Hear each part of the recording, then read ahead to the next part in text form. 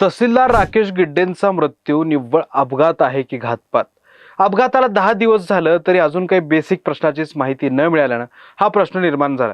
अत्यंत मनमिळावू मोठं फ्रेंड सर्कल असलेल्या 31 वर्षांच्या गिड्डेंचा मृत्यू अत्यंत चटका लावणार आहे. प्रशासनाच्या भूमिकेवर शंका घेतली जाते.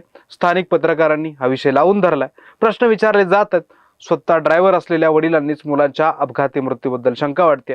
त्यामुळे आपण या व्हिडिओत तहसीलदार राकेश गिड्डे यांच्या मृत्यूभोवती निर्माण झालेलं गूढ उलगडणार आहोत. घातपाताच्या 6 शक्यतांची चर्चा करणार आहोत.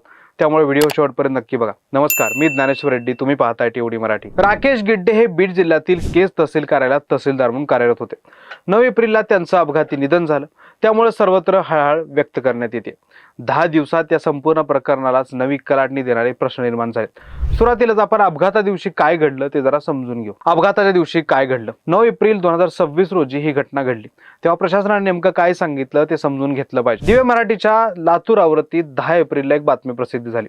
या बातमीनुसार प्रशासनाकडून सांगण्यात आलं की गिड्डे हे पहाटे 4 वाजता लातूर रेल्वे स्थानकावर आपल्या नातेवाईकांना आणण्यासाठी निघाले होते. गाडीचा वेग 100 किलोमीटरपेक्षा जास्त होता आणि वळणाचा अंदाज न आल्यानं लातूर महामार्गावरील रेणापूर फाटा येथे गाडी 10 ते 12 फूट खड्ड्यात 3 ते 4 वेळा पलटी घेऊन कोसळली आणि हा अपघात झाला.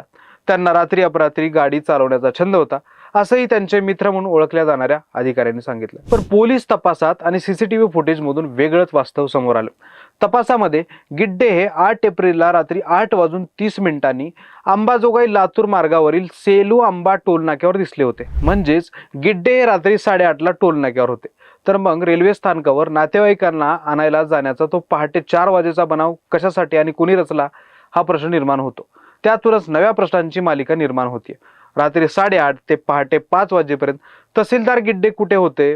या 8 ते 9 तासात ते कुठे होते? त्यांची कोणासोबत बैठक झाली? तपासाची दिशा बदलणारे 6 प्रश्न. आता आपण तपासाची दिशा बदलणाऱ्या 6 सर्वात मोठ्या आणि धक्कादायक प्रश्नांकडे वळूया. हे प्रश्न हा निव्वळ अपघात नव्हता हेच सिद्ध करतात. शंकाचं काहूर निर्माण करतात. पहिला प्रश्न. बीबीसी केज लाईव्ह या स्थानिक माध्यम संस्थेने घटनास्थळाबद्दल काही तांत्रिक प्रश्न निर्माण केलेत. त्यांच्या विश्लेषणानुसार ज्या कारचा अपघात झाला त्या कारचे पुढचे दोन्ही दरवाजे आतून पूर्णपणे बंद होते. कारचे दोन्ही दरवाजे आतून बंद होते आणि गाडीत केवळ तहसीलदार गिड्डेच उपस्थित होते. तर मग त्यांचा मृतदेह गाडीच्या बाहेर कसा आला? गाडीच्या काचा फोडून ते बाहेर आले का? तसे काहीही पुरावे नाहीत. यातून एकच निष्कर्ष निघतो, तो म्हणजे कोणीतरी त्यांना गाडी बाहेर काढला असावं. त्यांच्यासोबत घातपात घडवून आणला असावा. त्यांना मारून बाहेर फेकलं असावं आणि नंतर दरवाजे आतून लावून घेतले असावेत. दुसरा प्रश्न. दिव्य मराठीच्या बातमीनुसार तपासातील सर्वात मोठा आणि खळबळजनक दुवा म्हणजे गाड्यांची अदलाबदल. 8 एप्रिलला रात्री 8:30ला टोल नाक्यावरून जी कार सीसीटीव्हीत कैद झाली आणि 9 एप्रिलला पहाटे 5 वाजता ज्या कारचा खड्ड्यात अपघात झाला त्या दोन्ही कार पूर्णपणे वेगळ्या असल्याचं निष्पन्न झाले. मग एका जबाबदार महसूल अधिकाऱ्याला प्रवासात अचानक कार बदलण्याची गरज का भासली? की त्यांना कुणीतरी कार बदलायला भाग पाडलं? की त्यांच्या नकळत त्यांची गाडी बदलली गेली? तिसरा प्रश्न. दैनिक लोकमतमध्ये प्रसिद्ध झालेल्या बातमीनं 13 एप्रिलला एक अतिशय गंभीर बाब समोर आणली. अपघातानंतर घटनास्थळावरून गिड्डे यांचा मोबाईल, लॅपटॉप आणि टॅब गायब आहे. तसंच बीबीसी केज लाईव्हच्या माहितीनुसार त्यांच्या हातातील सोन्याची अंगठी देखील चोरीला गेली. एक तहसीलदार म्हणून गिड्डेंच्या मोबाईलमध्ये आणि लॅपटॉपमध्ये प्रशासकीय डेटा, जमिनींचे वाद आणि वाळू माफियांच्या नोंदी आणि प्रशासकीय निर्णयाचा अत्यंत महत्त्वाचा दस्तऐवज असतो. हा डेटा कोणाला नष्ट करायचा होता का? कारण ही केवळ पैशासाठी झालेली लूट नक्कीच नाही, तर या कटामागील सूत्रधारांना डिजिटल पुरावे नष्ट करायचे असू शकतात. त्याच कटाचा हा एक भाग असू शकतो. चौथा प्रश्न.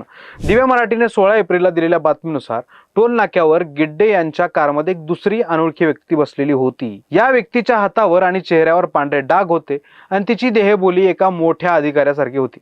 मग पहाटे 5 वाजता जेव्हा गाडी खड्ड्यात सापडली तेव्हा ही दुसरी व्यक्ती कुठे गायब झाली? एवढंच नाही तर त्यांच्या कारच्या मागं आणखी एक कार त्यांचा पाठलाग करत होती किंवा त्यांच्या सोबतीनं चालत होती. त्या दुसऱ्या कारमध्ये कोण होतं? हा दुसरा व्यक्ती कोण आहे ज्याचा शोध आता लातूर गुन्हे शाखेचे पोलीस करत आहेत. पाचवा प्रश्न. लोकमतच्या बातमीतून आणखी एक धक्कादायक बाब उघड झाली. ती म्हणजे गिड्डे हे केज मधील साईनगर भागात ज्या बंगल्यात भाड्यानं राहत होते त्या घराच्या दोन्ही गेटला अपघातानंतर लगेचच रातोरात 2 नवीन कुलप आणि साखळी लावण्यात आली. घरमालक गणेश नकाते यांनी याबाबत दुजोरा दिला. एक माणूस अपघातात मरतो आणि त्याच्या घराला तातडीने नवीन कुलूप लागतात. याचा अर्थ काय? त्या घरातून कोणती कागदपत्र किंवा प्रशासकीय फायली पळवण्यात आल्या हा एक मोठा सवाल आहे. आणि 6वा प्रश्न, दैनिक दिव्य मराठीच्या लातूर आवृत्तीत 10 एप्रिलला अपघाताबद्दलची बातमी प्रसिद्ध झाली. या बातमीत गिड्डे हे आपल्या नातेवाईकांना आणण्यासाठी लातूर रेल्वे स्टेशनला गेले होते असं म्हटले. मग गिड्डे आणायला जात होते की नातेवाईकांना घेऊन परतत होते या प्रश्नाचा उलगडा होणंही गरजेचं आहे. त्यामुळे ज्या लोकांना पहिल्या दिवशी गिड्डेंबद्दल माध्यमांना माहिती दिली त्यांचा तपास गरजेचा आहे. तसंच धाब्यावरच्या मुलांनी लगेचच काही अधिकाऱ्यांना फोन करून मित्र गिड्डेंच्या अपघाताची माहिती दिली तर त्या लोकांना गिड्डे हे लातूरातील स्थानिक अधिकाऱ्यांचे मित्र आहेत हे कसं कळालं हाही प्रश्न आहे. घातपात असेल तर त्याची कारण काय? गिड्डे हे कर्तव्यदक्ष अधिकारी म्हणून लोकांमध्ये प्रसिद्ध होते. BBC केज लाईव्ह आणि सकाळच्या विश्लेषणानुसार त्यांनी अनेक गरीब शेतकऱ्यांचे पिढ्यानपिढ्यांचे जमिनीचे वाद, बांधांचे रस्ते आणि शिवरस्ते प्रत्यक्ष बांधावर जाऊन सोडवले होते. या कार्यपद्धतीमुळे ते जनतेत लोकप्रिय झाले. याच प्रामाणिकपणामुळे काही प्रस्थापित लोकांचे, वाळू माफियांचे किंवा महसूल बुडवणाऱ्यांचे मोठे नुकसान होत असावे. तपास कोणत्या दिशेने सुरू आहे? बीड आणि लातूर मधील स्थानिक पत्रकारांकडून गिड्डेंच्या अपघाती निधनाबद्दल सातत्यानं प्रश्न विचारले जातात. नवे अँगल समोर येतात.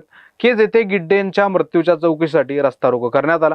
गिड्डे यांचे मूळ गाव असलेल्या सांगली जिल्ह्यातील एरंडोलीत ही अपघाताबद्दल शंका घेतली जाते. राहुल खडसे, मच्छिंद्र मोठे, राहुल डावरकर, नितीन गुज्जार, जीवन घोलप आणि हनुमंत भोसले यांसारखे पदाधिकारी आणि केज संघर्ष समिती आता रस्त्यावर उतरले. लातूरचे पोलीस अधीक्षक अमोल तांबे यांनी या प्रकरणाचं गांभीर्य ओळखून तपास रेणापूर पोलिसांकडून काढून थेट स्थानिक गुन्हे शाखेकडे दिलाय.